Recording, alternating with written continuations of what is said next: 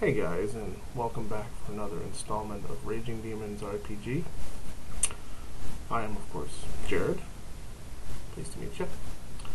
And today I'm going to be talking more so about how RPGs can be a really effective outlet for creative people.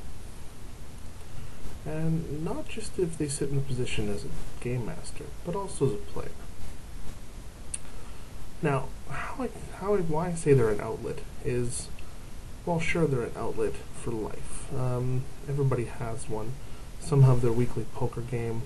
Others enjoy a rigorous UFC match.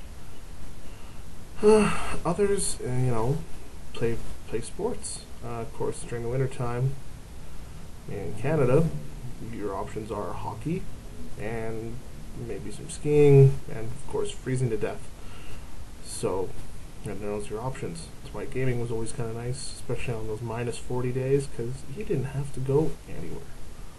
Well, except over to your friend's place, but you didn't have to be outside. So that was nice. Okay, so what I mean by an outlet is that they're a place to put your thoughts. For example, if you're a writer, as I pretend to be, basically you almost need somebody to bounce ideas off of. With the role-playing game I'm working on, I have beta testers and close friends that I can run this stuff by, but nothing really measures up to running a scenario. And in the case of role-playing games, you have, let's say you have an idea for a story, a novel, and you're a game master. Run that story, or at least run a perversion of it. You wouldn't want to give away any great ideas. But, so draw up something that you can run in a game, whether it be D&D, or whatever setting fits you best, and see how it plays out.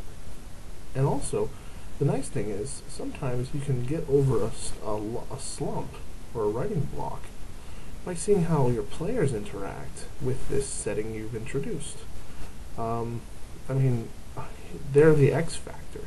Human interaction in these games is so random that the most well laid out campaign can be completely dismantled within a few seconds just by one player's interactions.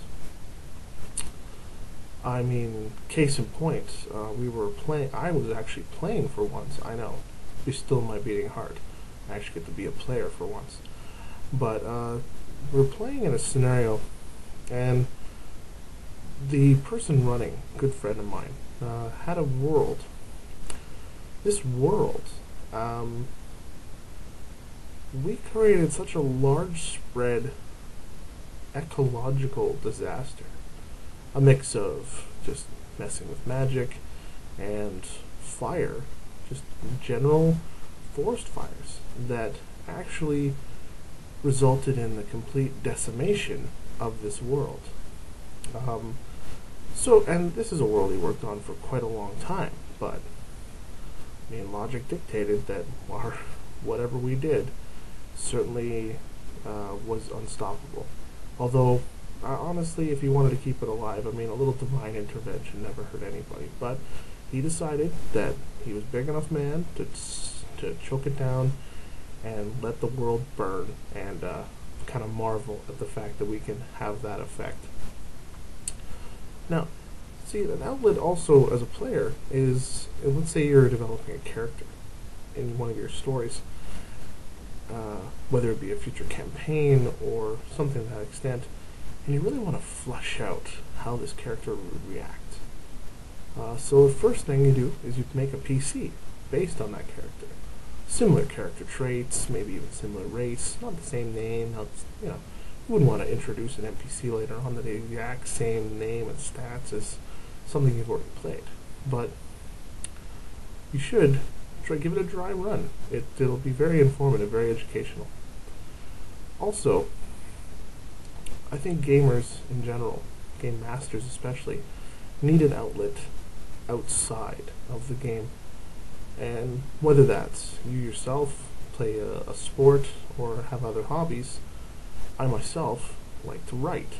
And when I write outside of my book or a game or the small legitimate writing I actually do, I like to dabble in something completely contrary to what I'm doing. So, for example, I'm dealing a lot with fantasy in my everyday writing.